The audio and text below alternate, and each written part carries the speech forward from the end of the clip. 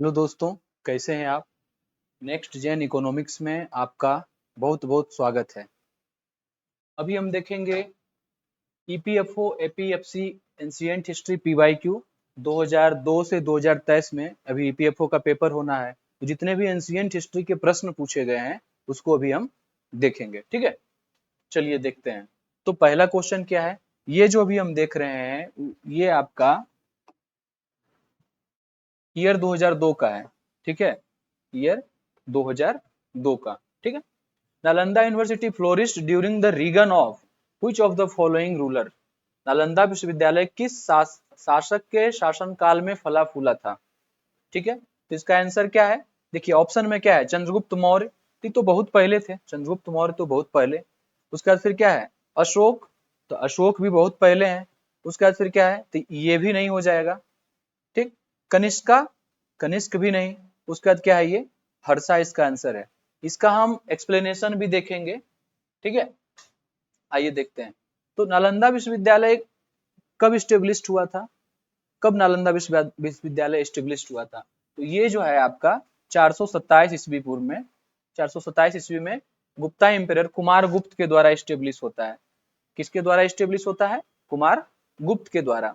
और आप देखेंगे यहाँ पे ये फ्लोरिश होता है लगभग 600 ईयर तक, 5th सेंचुरी से लेके 12th सेंचुरी, 12वीं शताब्दी तक ये क्या है, पूरा फलता है फूलता है, तरह तरह के यहाँ पे पढ़ाई होता है। ठीक है, उसके बाद फिर क्या होता है यहाँ पे, गोल्डन पीरियड हर्षवर्धन के समय जो है, ये जो हर्षवर्धन जो पाला डायनेस्टी और हर्षवर्धन दोनों के समय में क्या होता है आपका, कि ये पिक पे रहता है इस यूनिवर्सिटी का, जो मतलब कि समझिए कि इसकी प्रकाष्ठा जो है वो पिक पे रहती है।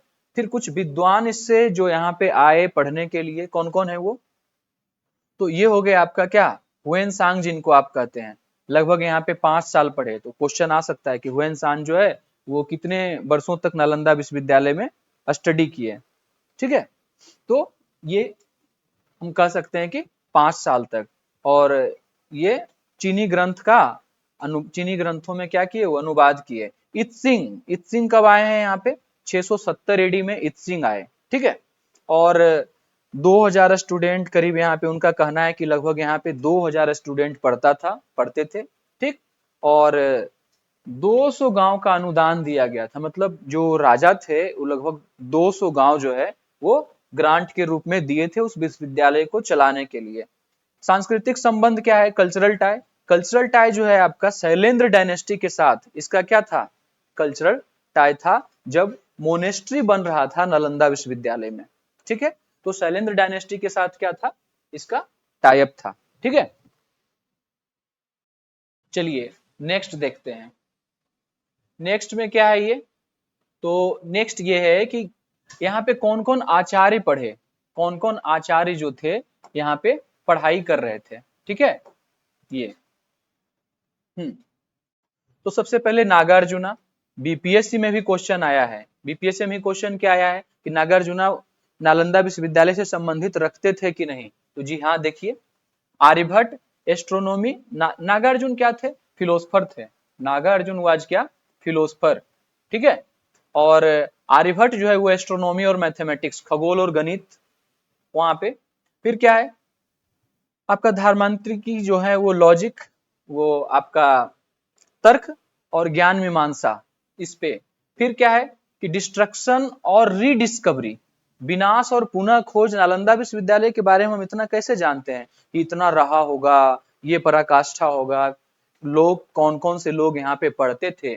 ठीक है, तो उसके बारे में तो क्या है कि आपका 1193 में 1193 एडी में बख्तियार खिलजी जो कि कुतुबुद्दीन ऐबक के जनरल थे, उन्होंने क्या किया, इसको डिस्ट्रॉय किया।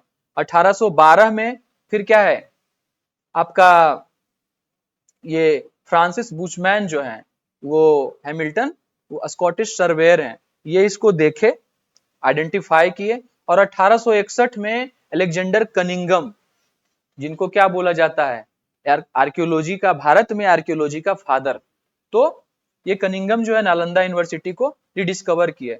हिस्टोरिकल अटैक, ऐतिहासिक आक्रमण जो होता है वो, उसका अगर आप देखते हैं तो फर्स्ट अटैक जो हुआ है वो क्या 455 से 470 एडी में यहाँ पे अटैक हुआ है इस पे, ठीक है।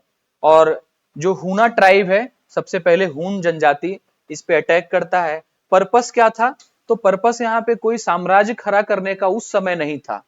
पर्पस क्या था यहाँ पे कि लूटेंगे वेल्थ और रिसोर्सेज, धन संपत्ति की लूट के लिए ये पर्पस था उनका। फिर क्या है, रिस्टोर्ड बाई स्कंद गुप्त जब आते हैं तो फिर क्या करते हैं, उसको रिस्टोर करते हैं, नालंदा में लाइब्रेरी बनाते हैं। फिर क्या है, सेकेंड अटैक जो होता है वो 17th सेंचुरी, मतलब कि 7वीं शताब्दी में फिर से अटैक होता है और गौड़ सम्राट के द्वारा। फिर क्या होता है, political rivalry with Harshvardhan, Harshvardhan के साथ जो है राजनीतिक द्वंद्व चलते रहता है, ठीक है। उसके बाद रिस्टोरेशन, फिर हर्षवर्धन आता है, इसको क्या करता है, रिस्टोर करता है और एकेडमिक ग्लोरी को फिर से जो है उसको बनाए रखता है। फिर क्या है, अब रिकॉग्निशन 2016 में नालंदा विश्वविद्यालय का जो खंडहर है वो यूनेस्को वर्ल्ड हेरिटेज साइट में शामिल हो गया, विश्व धरोहर, यूनेस्को विश्व धरोहर स्थल घोषित किया जाता है। तो ये हमारा नालंदा विश्वविद्यालय का कहानी है, हिस्ट्री है, जो कि देखे ईपीएफओ में इसमें क्वेश्चन में पूछा गया, ठीक है। क्वेश्चन था आपका पहला कि Nalanda university flourished during the reign of, Nalanda विश्वविद्यालय किस शासक के शासन काल में फला फूला? तो इसका आंसर क्या होगा, हर्षवर्धन। बहुत बार इसको तोड़ा गया, मरोड़ा गया, डिस्ट्रॉय किया गया, लेकिन नालंदा विश्वविद्यालय हर बार रिकवर होता है, ठीक है। चलिए नेक्स्ट, नेक्स्ट क्या है, धन्वंतरीवाद। ये भी क्वेश्चन जो आपका है वो क्या है, 2002 में ही पूछा गया है ये भी क्वेश्चन, ठीक है। हाँ, तो यहाँ पे है कि धन्वंतरी कौन थे? तो अब ऑप्शन देख लीजिए, ऑप्शन में क्या है आपका, famous general of Chandragupta Maurya. तो भाई चंद्रगुप्त मौर्य तो बहुत पहले थे, ठीक है। अ नोटेड फिजिशियन, क्या, a noted physician in the court of क्या, चंद्रगुप्ता, बात सही है। चंद्रगुप्त विक्रमादित्य वो मौर्य है, बहुत पहले वो है, ठीक है। तो ये हो जाएगा, ये इसका करेक्ट आंसर है। धन्वंतरी ड्यूरिंग हर्षा, हर्ष के समय में, तो नाटककार तो पहले है ही नहीं, धन्वंतरी क्या है, एक वैद्य है। और फिर नेक्स्ट है ड्रामिस्ट है क्या, तो नहीं। अब म्यूजिशियन है, अब इसका एक्सप्लेनेशन देखिए, धन्वंतरी क्या है, आयुर्वेद और चिकित्सा के देवता माने जाते हैं, मतलब फादर ऑफ क्या, या God of medicine associated with Ayurveda. Medicine भी आयुष देखते हैं तो उसमें देखते हैं ना, एलोपैथिक भी है, आयुर्वेद भी है, ये सब, ठीक है। He was one of the Navratna 9 gem in Chandragupta Vikramaditya court. Chandragupta Vikramaditya जो है उनके कोट में क्या थे, 9 जेम में से, नवरत्न में से एक थे ये, ठीक। Considered as the originator of medical science in India, Bharat में चिकित्सा विज्ञान के क्या हैं, प्रवर्तक माने जाते हैं ये धन्वंतरी, ठीक है। नेक्स्ट, नेक्स्ट क्वेश्चन है, ये भी 2002 का ही है, जैसे हम धीरे धीरे आगे की ओर बढ़ेंगे क्वेश्चन में, ठीक है। तो ये क्या हो गया, match the classical dance form with क्या, स्टेट, कौन सा क्लासिकल डांस किस स्टेट से संबंध रखता है, ये देख रहे हैं हम, ठीक है। तो चलिए इसको देखते हैं।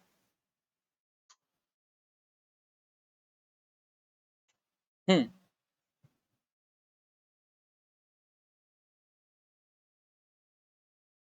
तो ये क्या देख रहे हैं हम, हम्म, भारतनाट्यम, भारतनाट्यम कहाँ का है, कथकली, कथकली कहाँ का है, कुचिपुड़ी कहाँ का है? तो जैसे ही कुचिपुड़ी बोलते हैं तो क्या आता है आपके मन में, आंध्र प्रदेश।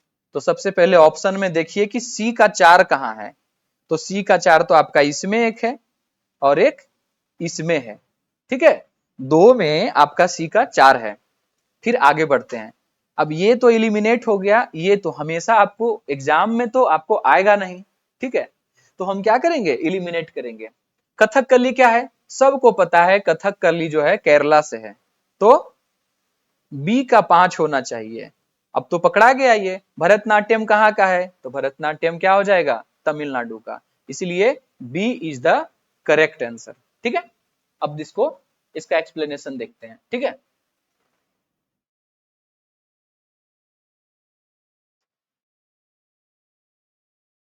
हाँ, अब हम इसका देखते हैं। तो भरतनाट्यम तमिलनाडु से संबंधित है और ये एसोसिएटेड है क्लासिकल इसको। अच्छा, भरतनाट्यम ये क्या है आपका? तो ये जो हो गया आपका, ये बेसिकली टेम्पल ओरिजिन, इसका ओरिजिन क्या है?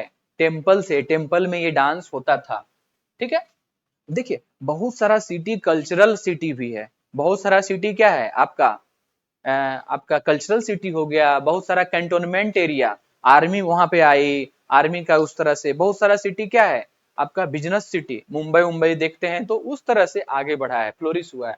मदुरई आपका कल्चरल सिटी हो गया, वाराणसी जो हो गया आपका क्या हो गया, कल्चरल सिटी हो गया, ये सब। तो वहां पे पहले मंदिर बनते थे, जैसे कि राजराज चोल के समय में, चोलास एम्पायर के समय में क्या है कि प्रोमिनेंट बिल्डिंग्स बनते थे राजा के नाम पे, और वहां पे धीरे धीरे धीरे इकोनॉमिक एक्टिविटी फ्लोरिश होती थी और लोग वहां पे क्या होते थे, बसते थे, ठीक है। तो टेम्पल ओरिजिन है इस डांस का, भरतनाट्यम का। ओरिजिनली परफॉर्म क्या, देवदासी सिस्टम जो बात करते हैं वो इससे रिलेटेड है। केरला का हम बात करें तो 17 सेंचुरी में ये म्यूजिक और कस्ट्यूम इसका, ठीक है, रामायण और महाभारत से प्रेरित है। ये क्या है, किससे प्रेरित है, रामायण और महाभारत से, ठीक है। चलिए, तो ये हो गया आपका कुचिपुड़ी आंध्रा, और जहां से ये हुआ है लास्ट से, और तांडव, लास्ट मतलब क्या होता है, ग्रेस, और तांडव मतलब क्या होता है, वेगर। शिवा में देखते हैं नटराज जो मूर्ति है उसमें क्या दिखता है, तांडव करते हुए, नीचे एक गॉडेस है, इस तरह से यहाँ पे दिखता है। Dancer often perform the edge of brass plate, जिसको तरंगम बोलते हैं, तरंगम पे भी क्या होता है, इसको परफॉर्म किया जाता है, ठीक है। तो ये हो गया आपका। नेक्स्ट, अब आप देखिए कि क्लासिकल डांस, 8 क्लासिकल डांस जो है आपको, भरतनाट्यम, ठीक है, उसके बाद फिर आपका कथक हो गया, कथक कली हो गया, कुचिपुड़ी हो गया, ठीक है, और मणिपुरी, मणिपुर का मोहिनीअट्टम, उड़ीसी और सतरिया, ये आपका क्लासिकल डांस है, ठीक है। तो आप देख रहे हैं कि ये सब सतरिया का रिलेटेड आसाम से है, और इसका जो है शंकर देव, इसका कौन है, शंकर देव है ये। तो अब देखेंगे कि इसके प्रोपोनेंट कौन कौन है, ये हम अभी देखेंगे। अच्छा, कौन डिसाइड करता है कि ये शास्त्रीय संगीत है या शास्त्रीय डांस है, कौन डिसाइड करता है? तो भारतीय नाट्य एकेडमी जो है वो इसको क्या करता है, ये कुछ इससे जानेंगे, भरत मुनि का जो नाट्य शास्त्र है, ये सब आप जान सकते हैं, जब पूछा जाएगा तो आप क्या करेंगे, इसको बता पाएंगे, ठीक है। चलिए नेक्स्ट। हाँ, हाँ, ये क्या हो गया आपका नेक्स्ट क्वेश्चन। नेक्स्ट क्वेश्चन क्या है, नेक्स्ट है कि एंशिएंट हिस्ट्री 2004 का, अभी तक जो 2002 का क्वेश्चन पूछा गया था पीवाईक्यू एंशिएंट हिस्ट्री से रिलेटेड, हमने खत्म किया उसको, फिनिश, ठीक है।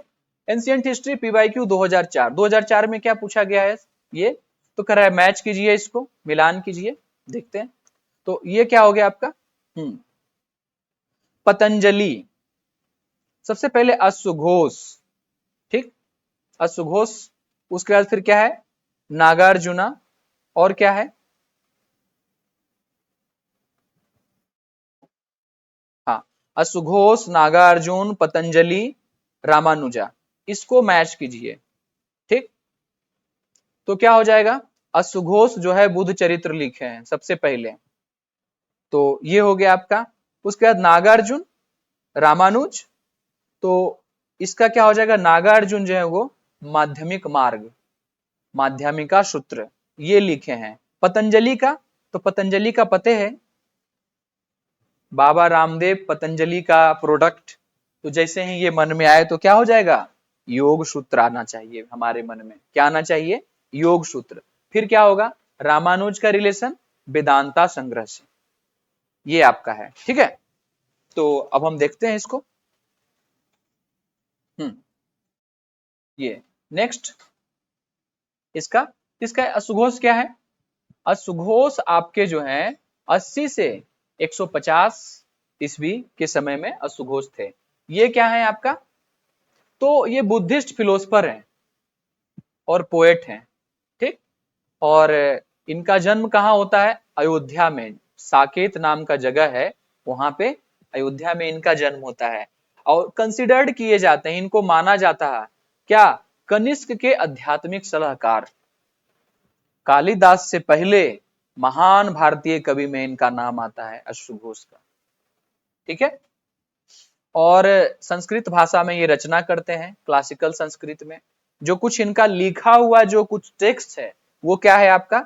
Secret biography of Buddha, Buddha की पवित्र जीवन चरित्र, ठीक है। बुद्ध की चरित्र, पवित्र जीवन चरित्र। उसके बाद फिर और क्या है? संस्कृत काव्य ये लिखते हैं, ठीक। उसके बाद फिर और क्या है? जो बुद्ध चरित्र है वो बुद्ध का पवित्र जीवन। उसके बाद फिर क्या है? फर्स्ट संस्कृत प्ले, जो नाटक है, ठीक है, पहला संस्कृत नाटक, उसका नाम क्या है? मौदलायन और सारिपुत्र के रूपांतरण पे आधारित। उसके बाद फिर क्या है? ये बुद्ध दर्शन पर आधारित ग्रंथ लिखते हैं, क्या? ये नेक्स्ट देखते हैं। नागार्जुन का अगर हम बात करें तो नागार्जुन क्या है आपके? 150 से 250, ठीक। उसके बाद फिर क्या है?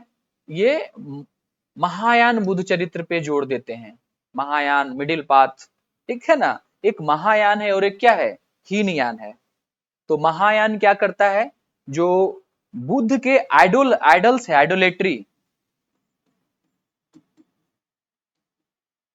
आइडोलेट्री पे फोकस करता है, बुद्ध के मूर्ति पूजा को मानता है कि बुद्ध जो है मतलब कि ये क्या बोलते हैं, ह्यूमन के फॉर्म में थे। इस तरह से ये महायान फॉर्म ऑफ फिलोसफी है। हीनयान जब बात करते हैं तो उनके फिलोसफी पे जाता है, फिलोसोफी, उनके फिलोसफी पे जाता है कौन? महायान, ठीक है। ये तो ये हो गया।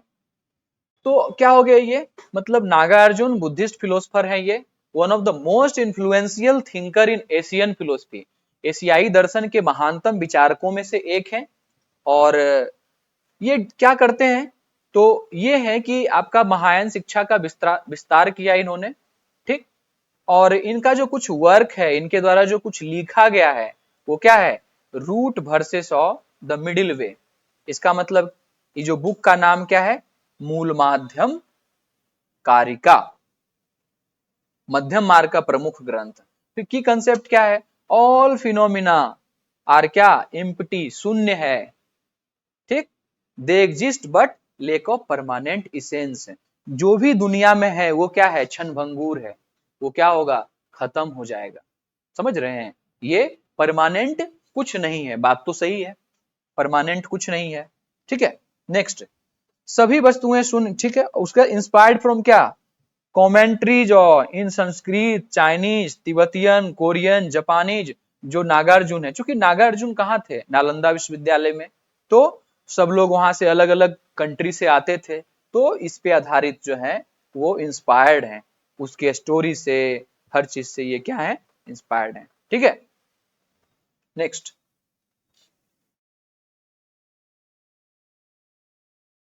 ये उसके बाद फिर क्या हो गया? ये कर लिए। हम्म पतंजलि को हम देखेंगे अभी। तो पतंजलि जो है वो क्या? हिंदू ऑथर है, ठीक। और योगी तो है ही, दार्शनिक है साथ साथ में वो। और कॉल्ड इनको क्या? इनको बोला जाता है गोंद्रिय या गोनिक पुत्र। तो अगर इस तरह का टर्म आता है तो हम उसको किससे जोड़ेंगे? पतंजलि से जोड़ेंगे, ठीक। कुछ ग्रंथ जो है वो क्या है? महाभाष्य, पतंजलि का महाभाष्य, पाणिनि का अष्टाध्यायी, और क्या इसको? पाणिनि का अष्टाध्यायी और कात्यायन के वार्तिक टीका पे इसको पर टीका लिखे। मतलब टीका मतलब क्या होता है? एक्सप्लेनेशन, कोई संस्कृत में लिखा हुआ, जैसे कि ये हनुमान प्रसाद पोदार जो है, गीता प्रेस से बहुत सारा रामचरितमानस या श्रीमद् भगवत गीता आता है, तो उस पे वो लिखे हैं। टीका मतलब क्या होता है? समझा करके लिखना। योग सूत्र सूत्र ये 1996 ये आपका दर्शन यहाँ पे, थ्योरी एंड प्रैक्टिस ये सब है। और जो आपका हो गया आयुर्वेद पर रचना ये करते हैं पातंजलांतरा। ठीक है, तो ये हो गया। नेक्स्ट। हम्म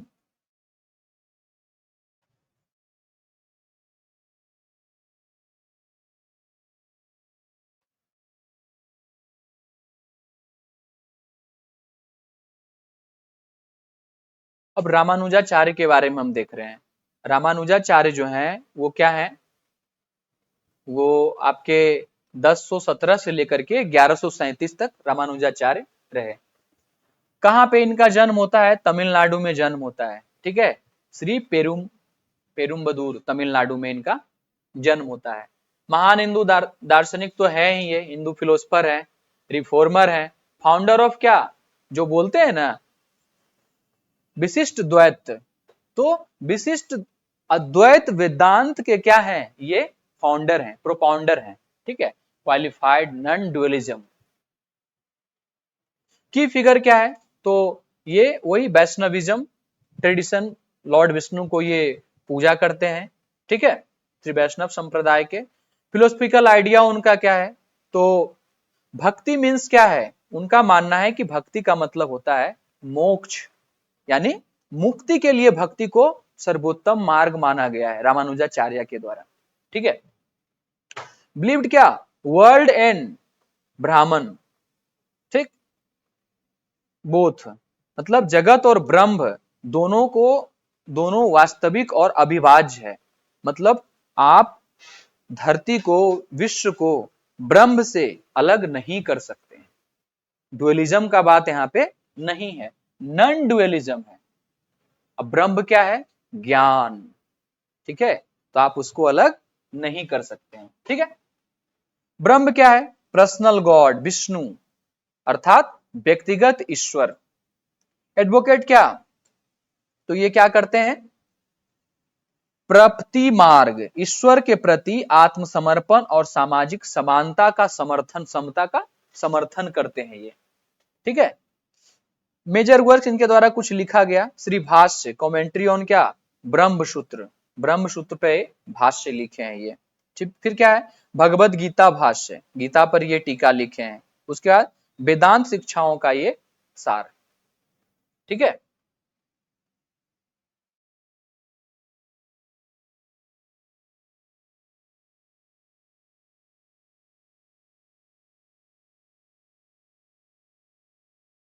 चलिए नेक्स्ट।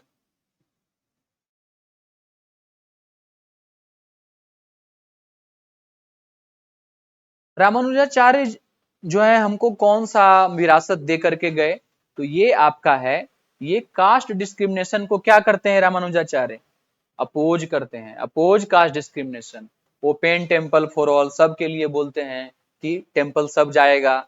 जाति भेद के विरोध, सबके लिए भक्ति का द्वार खुला है। ये सब इस्टेब्लिश टेम्पल एंड क्या? मठ। साउथ इंडिया में बहुत सारे टेम्पल और मठ जो है ये खोले हैं, इस्टेब्लिश किए हैं। उसके बाद फिर क्या हो गया? समानता की प्रतिमा लगाया गया है, स्टेच्यू ऑफ इक्वालिटी। ठीक है, 2022 में तेलंगाना के मुचितल, हैदराबाद के निकट 216 फीट की रामानुज की मूर्ति जो है, जो कि विश्व की दूसरी सबसे बड़ी मूर्ति है, लगाया गया।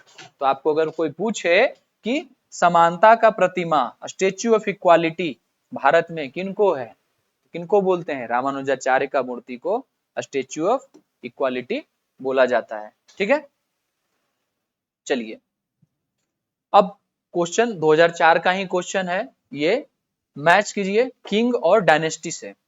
तो यहाँ पे क्वेश्चन देख लीजिए, किंग राजा, तो करिकाल, करिकल किससे रिलेटेड है? रुद्रदामन जो है प्रथम, कौन से डायनेस्टी से रिलेटेड है? मिलिंद जो है कौन से डायनेस्टी से है और कनिष्का कौन से डायनेस्टी से है। ठीक है, चलिए हम मान के चलते हैं कि हमको नहीं आता है, ठीक है, तब आंसर इसका क्या होगा।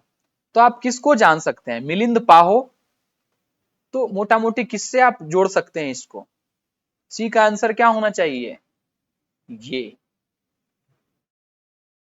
था ना, इसका कन्वर्सेशन था, तो ये तो पकड़ा गया, सी पकड़ा गया आपका। उसके बाद फिर क्या है, अब बच गया आपका ए और डी, बी और डी, ए बी और डी, तो फिर क्या हो जाएगा, ए का क्या होगा, ये चोला डायनेस्टी से है, देखेंगे अभी। और कनिष्का किससे रिलेटेड है, कनिष्का आपका जो है वो चालुक्य से रिलेटेड है, सॉरी कुषाण से, कनिष्क जो है वो क्या है, सॉरी, ये कुशाना से है। और आपका मिलिंद हो गया, बी रुद्रदामन जो है प्रथम, ये शका है, ठीक है। ये नेक्स्ट देखते हैं। हम्म, अब देखिए तो करिकल जो है चोला से, चोल वंश से रिलेटेड है करिकल का, हाँ आगे अभी हम देखेंगे। तो ये क्या हो गया आपका, चोल से, प्रारंभिक चोल आए जिन्होंने कावेरी नदी पर, यहाँ पे क्या है, कल्लई ग्रांड एनिकट बांध बनाया था, ग्रांड एनिकट रिवर किस पे, कल्लानी रिवर पे, पहले नाम है इसका कावेरी का। उसके बाद फिर क्या हो गया, तमिल संगम टेक्स्ट जो है इसको क्या करते हैं, प्रेज्ड करते हैं। वेस्टर्न आपका जो है ये, इसे जूनागढ़ इंस्क्रिप्शन जो है आपका इससे रिलेटेड है। उसके बाद फिर क्या हो गया आपका, सुदर्शन लेक, यही करिकल जो है उसी से रिलेटेड है, built under Chandragupta Maurya, repair किया गया था, चंद्रगुप्त मौर्य के द्वारा जो बनाया गया था सुदर्शन लेक, उसको कौन रिपेयर किया था, करी कला काल, जो भी कहिए। उसके बाद मिलिंदा के बारे में, तो बैक्टीरियन ग्रीक, बैक्टीरिया यूनानी शासक है, और नोन एज क्या, मेंडर फर्स्ट भी, इसको मेनांडर फर्स्ट भी बोला जाता है, ठीक है। फेमस मिलिंद पहा, जो डायलॉग बिटवीन क्या, बुद्धिस्ट मोंक और नागसेन, दोनों के बीच में जो कन्वर्सेशन हो रहा है वो कौन है, मिलिंद पाहो या मिलिंद पहा, जो भी कहिए। कनिष्का, ये क्या है, कुषाण, कुषाण वंश से रिलेटेड है, greatest ruler of Kushan dynasty Kanishka. और पेट्रोन, कुषाण डायनेस्टी किसको पेट्रोन करता था, महायान बुद्धिज्म, जिसके बारे में हम बात किए, ठीक है। और फोर्थ बुद्धिस्ट काउंसिल कहां पे हुआ था, कश्मीर में, तो कौन किया था, कनिष्क, ठीक है। कुंडलवन, हाँ आगे बढ़ते हैं।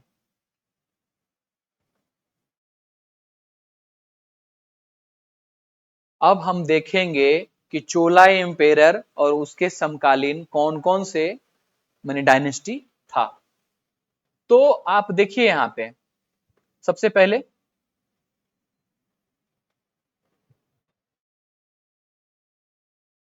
हम्म, यहाँ पे क्या है, चोला, और चोला कौन से नदी के पास है, क्योंकि आपसे कभी भी पूछ सकता है कि चोला एम्पायर जो है किस रिवर के पास था, तो कावेरी रिवर, आपको कावेरी रिवर यहाँ पे दिख रहा है।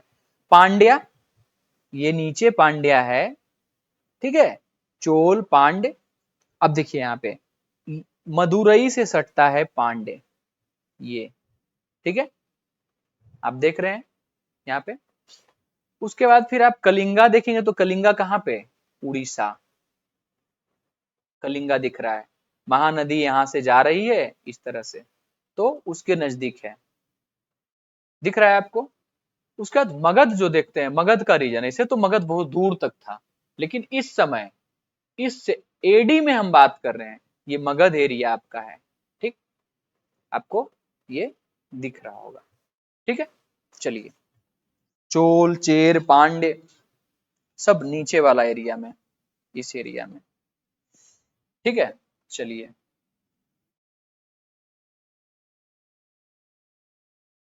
हाँ।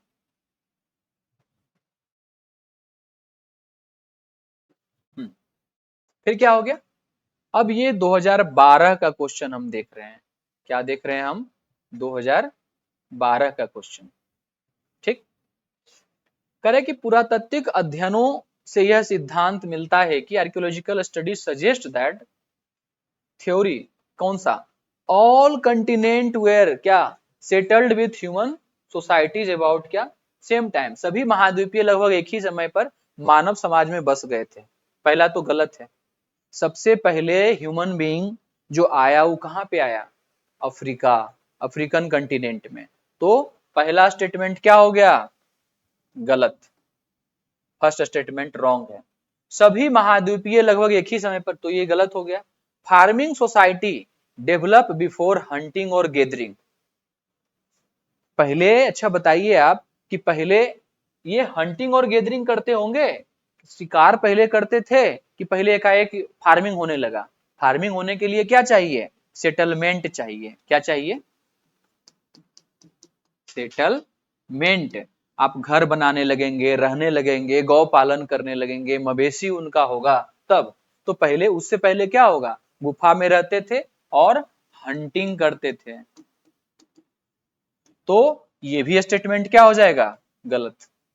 ठीक है। Next, the earliest human evolve in क्या? Rift Valley in East Africa. अभी बात की हम कि अफ्रीका महादेश में सबसे पहले क्या हो गया? ह्यूमन बीइंग आया। तो क्या हो जाएगा? ये करेक्ट है। नेक्स्ट भी देख लेते हैं। The wheel was used in all ancient societies. ऐसा है क्या? नहीं। इस तरह से, इस तरह के वर्ड से हमेशा बचा करिए। ऑल, नन, नेभर, ठीक है, नाइदर ऑफ। अगर इस तरह से रहता है तो ऐसे शब्द को बचेंगे तो जनरली करेक्ट होता है। ठीक है, तो सी जो इसका करेक्ट आंसर है। ठीक है। नेक्स्ट देखिए, मॉडर्न होमोसेपियंस जो जिसका बात करते हैं, ये क्या है? मॉडर्न होमोसेपियंस ये ईस्ट अफ्रीका के, स्पेशली इन क्या, ग्रेट रिफ्ट वैली रीजन जो है वहां पे आए। अब देखेंगे कि ग्रेट रिफ्ट वैली रीजन कहाँ है। देखिए तो, ग्रेट रिफ्ट वैली रीजन कहाँ पे है? तो ये एरिया, ये पूरा एरिया जो आप देख रहे हैं वो क्या है? ग्रेट रिफ्ट वैली रीजन है। ये वाला एरिया जो आप देख रहे हैं, इसमें एटिया है, इथियोपिया है, ठीक है, साउथ सूडान का भी हिस्सा, ये पूरा एरिया जो आप देख रहे हैं। ठीक, मोजाम्बिक है, तंजानिका है, केनिया है, सोमालिया है, ठीक है, ये पूरा एरिया, इजिप्ट भी थोड़ा सा। तो यहाँ पे सबसे पहले क्या हो गया? होमोसेपियंस आए इस एरिया में। दिस इज नोन एज क्या? Out of Africa theory. ये क्या है? All human traces their ancestry to Africa. इसको आउट ऑफ अफ्रीका सिद्धांत कहा जाता है। इसमें माना जाता है कि सभी मानवों की उत्पत्ति अफ्रीका से मानी जाती है। ठीक है, चलिए नेक्स्ट। नेक्स्ट क्वेश्चन है कि which term is used to describe a spread of Buddhism from India through south east Asia. कौन सा थ्योरी जो है ये बताता है क्या कि भारत से दक्षिण पूर्व एशिया तक बौद्ध धर्म के प्रसार को किस शब्द से व्यक्त करते हैं? बताइए। तो क्या होगा? Cultural diffusion. अच्छा, डिफ्यूजन साइंस में डिफ्यूजन होता है। डिफ्यूजन का मतलब क्या होता है? सोलिड सबस्टांस क्या होगा? ऑर्डर देगा। ऑर्डर मतलब गंध, उसको क्या बोलते हैं? Diffuse, diffusion. ठीक है, तो आपका ये हो गया। नेक्स्ट, नेक्स्ट है कल्चरल डिफ्यूजन मतलब क्या होता है? स्प्रेड ऑफ कल्चर, क्या? Spread of cultural belief, idea and practices from one religion to another religion. सांस्कृतिक प्रसार का अर्थ होता है एक क्षेत्र से दूसरे क्षेत्र तक सांस्कृतिक विचारों, विश्वासों और परंपराओं का फैलाव। ठीक है, spread of Buddhism from India to south east Asia, China, Japan, Tibet, ये सब जगह जो है जाता है। ठीक है, उसके बाद क्या है, दिस अकर्ड एट क्या, trade route, missionary and royal patronage. Maurya काल में जनरली, पोस्ट मौर्यन में ये सब क्या होता है, इसका प्रचार प्रसार हुआ। अब ये 2015 में जो क्वेश्चन पूछा गया है उसका हम देख रहे हैं। ठीक है, करे which of the following statement reflect the क्या, distinctive feature about 6th century. 6th century का जो फीचर है वो इसका देखना है। गना और संघ, गना और संघ जैसे ही बात करते हैं मतलब क्या है, महाजनपद का हम बात कर रहे हैं यहाँ पे। ठीक है, तो अब इसका देखिए, द एंशिएंट इंडियन गना वेयर क्या, ओलिगार्किक है, ओलिगार्किक, कुलीन तंत्री, तो ऐसा नहीं था। सब जो गण है वो कुलीन तंत्र नहीं है। तो पहला तो क्या हो गया, ओलिगार्किक है, तो ओलिगोपोल, ओलिगो मतलब क्या हो गया, हाँ ये सही है। उसका एंशिएंट इंडियन गना जो है नन मोनार्कियल स्टेटस, हाँ ठीक है। उसके बाद फिर क्या हो जाएगा, Magadha, Kosala, Vatsa, Avanti were most powerful state of that era, ऐसा था क्या, ये तीन।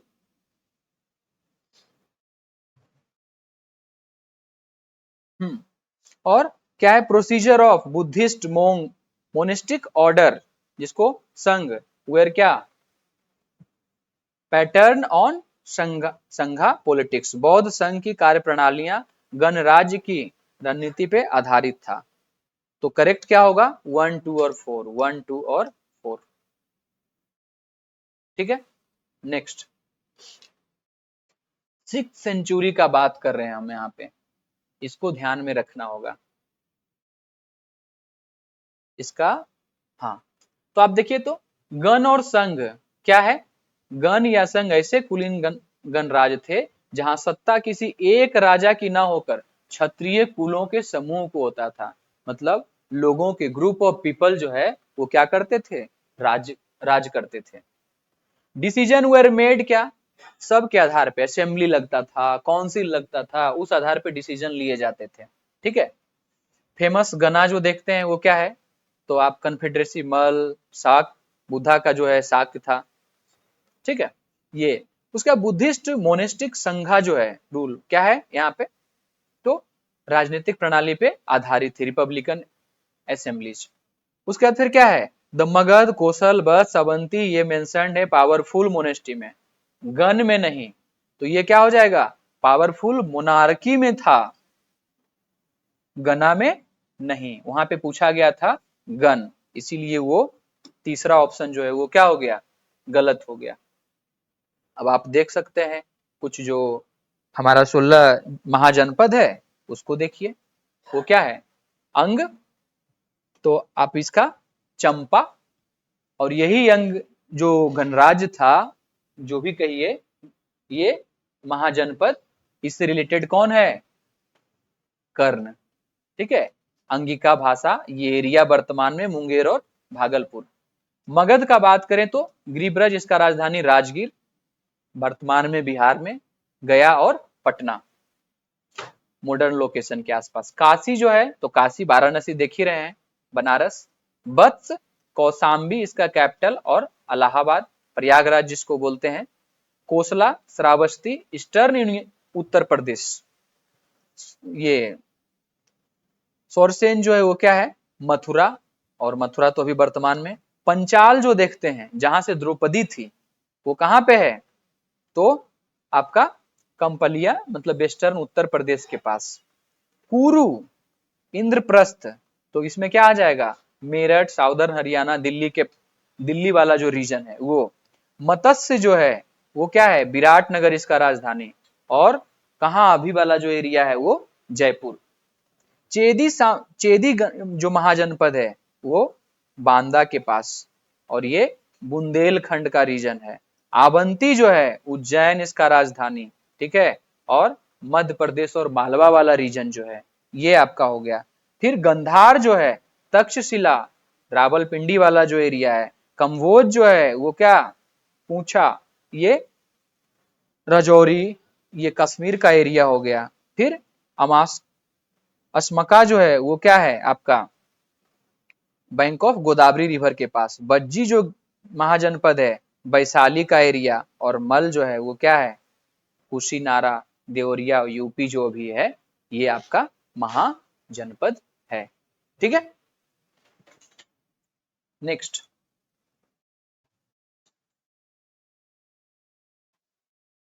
आप महाजनपद यहाँ पे देख सकते हैं, अगर रिवर से इसको ट्रेस करना चाहें तो रिवर से कर सकते हैं। ठीक है, देखिए अश्माका जो है वो कौन सा रिवर यहाँ पे जा रहा है, तो इसको देख सकते हैं, कलिंगा वाला एरिया, कृष्णा रिवर के आसपास ये।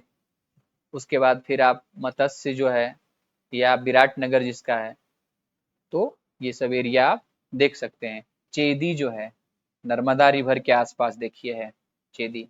ठीक है, मगधा तो आपको पता ही है गंगा रिवर है। ठीक, काशी ये हो गया आपका। इसको जल्दी से हम फिनिश करते हैं। हाँ, उसी तरह से 2023 जो लेटेस्ट एग्जाम हुआ है एपीएफओ का, 2023 का जो क्वेश्चन है ये पूछा है कि which one of the following was important contributing factor in rise of Magधा as the most powerful महाजनपद। Isapur छठी शताब्दी ईसा पूर्व से चौथी शताब्दी ईसा पूर्व के बीच में मगध को सबसे शक्तिशाली महाजनपद बनाने में कौन से कारक प्रमुख थे।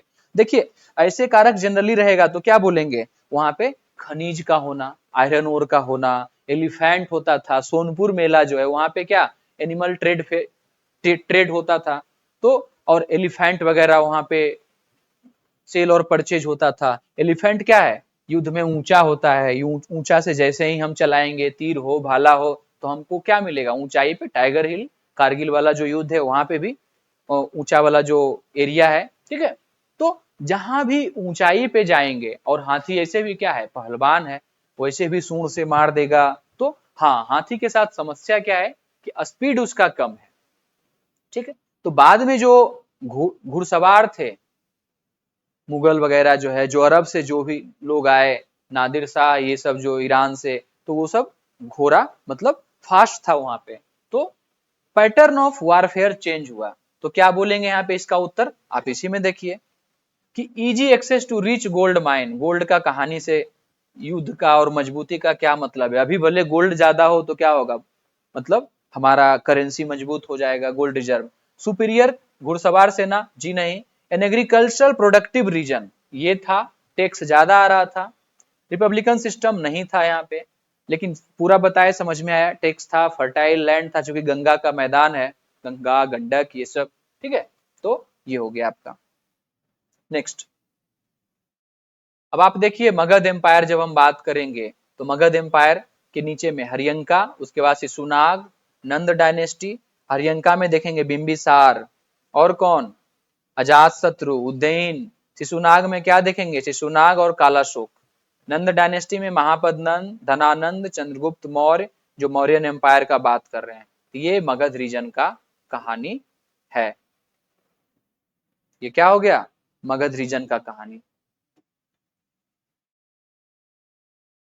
तो यही फैक्टर बिहाइंड क्या है, मगध के उत्कर्ष के प्रमुख कारण क्या हो जाएंगे, तो यही लॉ एस की प्रचुरता है, हाथी वाला जो बात बोले, फर्टाइल रिसोर्स है, लैंड है वहां पे। ठीक है, और स्ट्रॉन्ग एम्बिशियस रूलर, इसको नहीं भूलना चाहिए, शक्तिशाली जो है एम्बिशियस राजा है, महत्वाकांक्षी राजा है मगध में।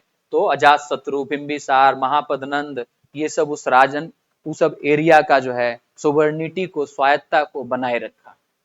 ठीक है, ट्रेड अर्बन सेंटर ये सब, मेटेलिक करेंसी ये सब का होना।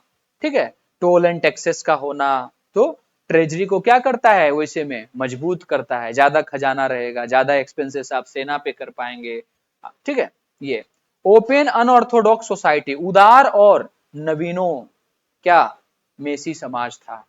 मतलब क्या था, उदार था, फ्लेक्सिबल सोशल सिस्टम था, ऐसा नहीं था कि कास्टिज्म से रिलेटेड, उस तरह का लचीला और उदार, दूसरे धर्म को भी क्या करता था, वैल्यू देता था। ठीक है, नेक्स्ट, तो ये है। नेक्स्ट क्वेश्चन क्या है, which of the following statement about ancient Indian pottery is correct. तो northern black polished ware refer to a type of pottery जो कि इस एरिया में भारतीय प्राचीन मिट्टी के बर्तनों से संबंधित है। बैक टू लगभग 600 बीसी। ये बात सही है। उत्तरी काले चमकदार पत्थर, ठीक है। उसके बाद फिर पेंटेड ग्रे वेयर, जी नहीं, painted grey ware South India में नहीं था, ठीक। उसके बाद फिर क्या है, ओर्ज coloured poetry, pottery site located in South Indian only. तो ओनली ओनली जैसे ही आए तो आप सोचिए कि ये गलत है। Black and red ware never found in Neolithic site, ऐसा नहीं है, बिल्कुल पाया जाएगा। आइए इसका एक्सप्लेनेशन देखते हैं। ये जो है आपका ग्रे वेयर, और ये क्या हो गया आपका ब्लैक एंड पॉलिश्ड वेयर। ये जो आप देख रहे हैं ब्लैक एंड पॉलिश्ड वेयर, ठीक है। तो क्या हो गया, हाँ, 600 से 2000 बीसी तक जो है आपका black and polished ware, luxury glossy pottery, अमीर लोग हैं उनके यहाँ आपको देखने को मिलता है। अभी भी जाएंगे मुस्लिम समाज में तो आपको देखने को मिलेगा तरह तरह का जो है पॉलिश्ड वेयर, इस तरह के आपको यूनिक यूनिक एंटिक चीज वहां पे देखने को मिलता है। महाजनपदा मौर्य पीरियड में गंगा मैदान के शहरीकरण मौर्य से जुड़ा हुआ था। फाउंड पाटलिपुत्रा, वाराणसी, अमरावती, ये सब एरिया में क्या है पाया जाएगा। उसके बाद फिर क्या है, वेवी लाइन, कहीं कहीं पे सर्कल बना हुआ वेवी लाइन इस तरह से बना होता था, ठीक है। ये और यही है, आगे बढ़ते हैं, जल्दी से इसको खत्म करना है। फिर क्या हो जाएगा, निम्नलिखित में से कौन सा जो मिला हुआ है, नोट करेक्टली मैच, नोट पूछा है तो इस पे भी ध्यान रखना है कभी कभी। तो फिर क्या हो जाएगा आपका, हर्मिका, विमाना, ये सब क्या है। तो हर्मिका क्या है आपका, स्तूपा से रिलेटेड है, ठीक है। हर्मिका जो है टेम्पल स्टाइल से रिलेटेड नहीं है, तो क्या हो जाएगा, ये गलत है। अब आइए ना देखते हैं। हाँ, द्रविड़ हो गया आपका, और आपका क्या बोलते हैं, नागरा शैली हो गया, ठीक। अब देखिए ये है हर्मिका, ठीक है, अंडा बोलते हैं ये पूरे, ये जो ऊंचा वाला है ये अंडा बोलते हैं, ये वेदिका है, ये एम्बुलेटरी पाथ जैसे चलेगा, और ये तोड़ना है, एंट्री पाथ है।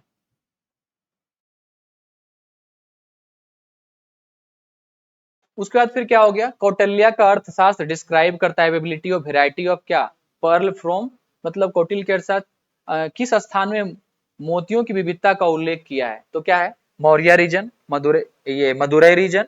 उसके बाद फिर क्या है, श्रवणबेलगोला की पहाड़ी, और फिर क्या है आपका पांडराज का ताम्रपानी जो एरिया है। तो ये करेक्ट है, ठीक है, आपका आप देख सकते हैं। और ये गल्फ ऑफ मन्नार के आसपास ये एरिया है, ठीक है। तो आपका बहुत बहुत धन्यवाद। हमने ईपीएफओ का जो है ये ईपीएफओ एपीएफसी का जो एंशिएंट हिस्ट्री 2002 से लेकर के 2023 तक जो पूछा गया है पीवाईक्यू, इसको हमने कंप्लीट किया। आपका बहुत बहुत धन्यवाद। अगर आप हमसे जुड़ना चाहते हैं ऑफलाइन या ऑनलाइन क्लासेस में, तो ऑफलाइन क्लास वालों के लिए आप यहाँ पहुंचिए, Virat complex, Boring Road, Patna, perfect mathematics का जो क्लासरूम है उसमें, और आप हमें ईमेल कर सकते हैं, ठीक है। आपका बहुत बहुत धन्यवाद।